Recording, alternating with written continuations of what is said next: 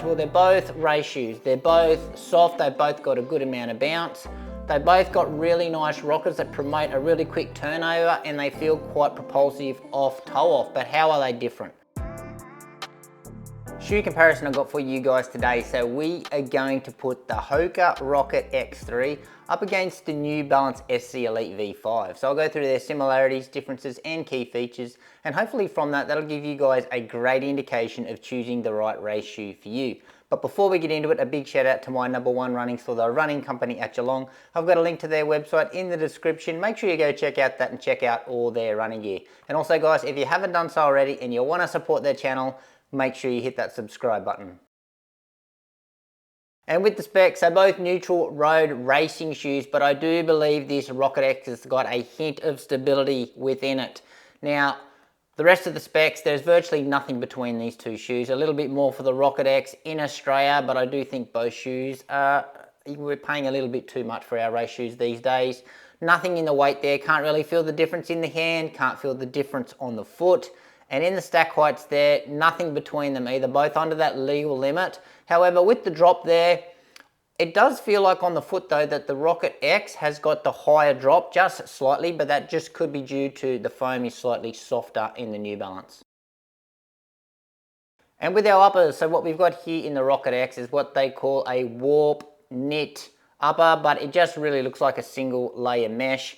Looks really just like a fly screen, but breathability is absolutely excellent in this shoe. Can't ask for anything more. Solid heel counter, a little Achilles flare at the back. Probably a minimal amount of padding around the heel collar, but I will say, and I will say it about the next shoe as well, they are quite traditional heel collar designs, especially for race shoes.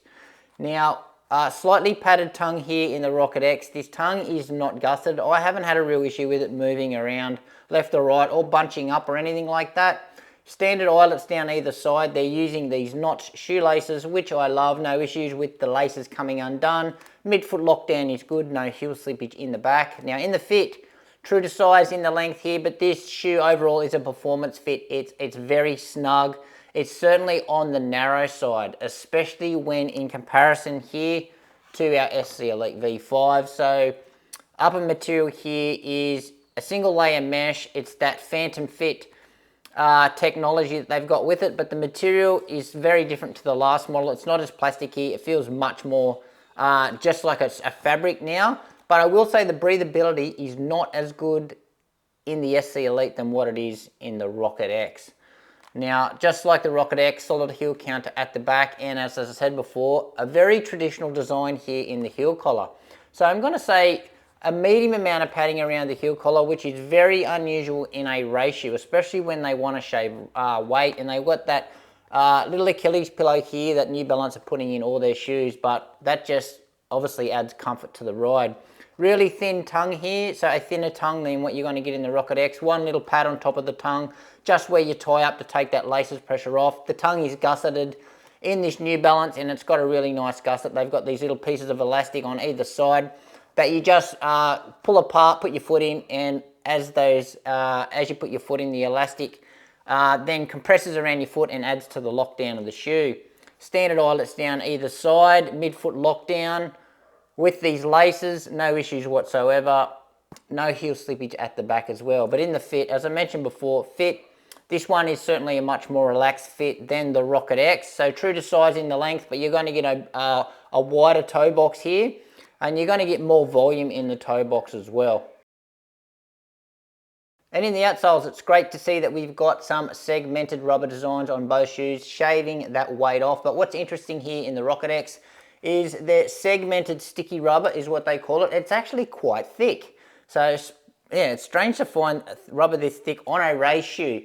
But overall, this sticky rubber, it's quite soft to the touch, and I do agree with the name. It is sticky. It's certainly improved in the grip department in comparison to other Hoka shoes, especially in the wet conditions. But this softer, sticky rubber certainly does show signs of wear. I've got a fair bit of wear showing on the bottom of this one already, but again, it's a race shoe. I'm not really concerned by it, but I did give this one a good workout. I think I took it for about 40 Ks on the weekend, so I used it for a long run and it was quite nice, but I'll cover that later. But overall performance wise, no real issues here with the Hoka outsole.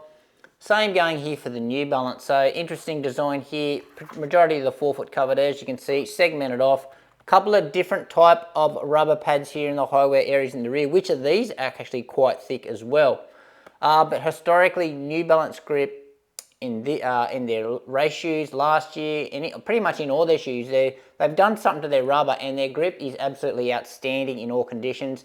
I would expect nothing more in this year. I haven't got to run in this one in the wet yet, but I have run in the Hoka in the wet, and the Hoka was fine. Well, it certainly wasn't perfect, but it was better. But I haven't run in this one in the wet, but I expect it's going to be excellent if it's anything like the rubber in the other New Balance shoes. And in the midsole, so what we got here in the Rocket X, so dual density foam setup. Both layers are PEBA foam, which is great to see, but just different types. So our top layer is that glossy layer that you can see there, mainly under the forefoot. So it's pretty thin in the back, but yeah, we get a good chunk of it there under the forefoot. And then the bottom layer of PEBA foam, slightly denser, slightly firmer, but it's still got that PEBA squish about it. Now, sandwiched between these two layers of PEBA, they've got their full length, and it's a winged carbon plate. So you can see the little wing here somewhere, just to add a little bit of stability through this shoe, which I'll go on to later. In the geometry department, they've certainly got a forefoot rocker. So not super early, not super late, somewhere in the middle. And I'm going to say it's a little bit of aggressive sweep forward. So you can certainly feel the tip forward motion in this shoe when you're walking around in this shoe. But yeah, you can certainly get onto it nice and easy when you're running. A little bit of a forefoot rocker here as well, but it's nothing like that you're going to experience in Hoka's other race shoe, that's the yellow X1 2.0. Now, how stiff is the carbon plate? Well, this carbon plate's actually got a bit of flex to it, which I quite like. Now, with our SC Elite V5, so fuel cell, 2 layers of their fuel cell, but their fuel cell here, it's the proper fuel cell. It's not the one that's mixed with the EVA, it's just 100% PEBA foam. Absolutely love it. So 2 layers, top layer, bottom layer. In between that, they've got their carbon plate, so the Energy Up carbon plate. Now, it's a unique carbon plate that they've got in the SC Elite 5, so it's not like a flat plane of what you see in some other shoes. It's got these corrugations in it just to add a little bit more stiffness to the shoe. But a good update with this SC Elite 5 over the 4 is actually they've made the plate a little bit more aggressive. So it starts a little bit higher in the shoe. It swoops down through the midfoot here and finishes a little bit lower to the ground. Certainly much more than the other shoe. Now, in the geometry department, we have got a new rocker as well. So still, I'm going to say not really early, not super late, somewhere in the middle, kind of like where the Hoka is. And I'm going to say it's not a super aggressive roll forward, but you can certainly feel it. So it's not quite as aggressive as the Hoka in the rocker department, but it's not far behind it. But again, you can certainly feel it on the run. It's certainly very easy to get onto as you're running around. And we've got a little bit of a rear foot rocker here as well, but it's not quite as pronounced as what it is in the Rocket X. And in the ride, well, they're both race shoes. They're both soft. They've both got a good amount of bounce. They've both got really nice rockers that promote a really quick turnover, and they feel quite propulsive off toe off. But how are they different? So what we got here in the Rocket X, when in comparison to the SC Elite, so you're going to get a slightly firmer ride here. So yeah, the foam is just not, you don't get as much sink into the shoe. It's not quite as squishy, but I will say the bounce is about the same in both shoes.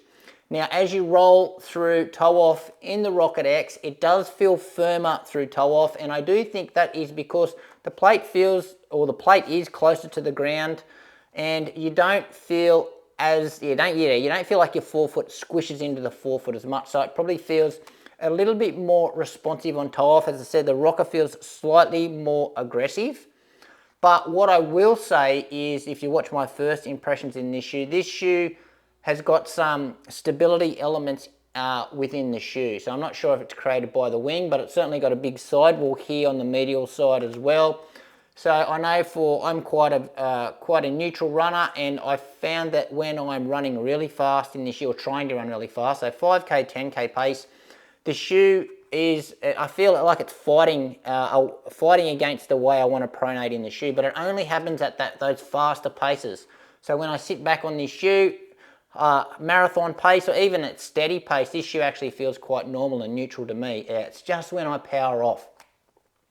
Whereas what we got here with the SC Elite, so this one feels much more natural to run in for me. As I said, this is the softer ride. There's a little bit more squish in the heel, and I feel like it's got a little bit more bounce in the heel, and it does feel softer through the forefoot, and I feel I got a little bit more bounce and a little bit more pop through the forefoot as well. So not quite as responsive through the forefoot, but a little bit more squish and a little bit more bounce through toe off.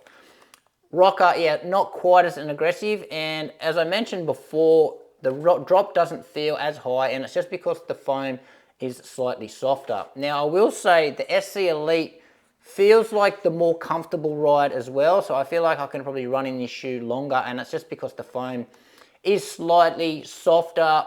The Rocker doesn't feel quite as aggressive, but they both feel super fast. And as I mentioned before, with the stability elements in the Rocket X sort of affecting the way that I like to run, especially at those faster paces, I believe that's why I find the SC Elite a little bit more comfortable and more natural to run in. And best shoes, well, yes, they're both race shoes, and that's where they ideally suit, but they will suit different types of runners, I believe.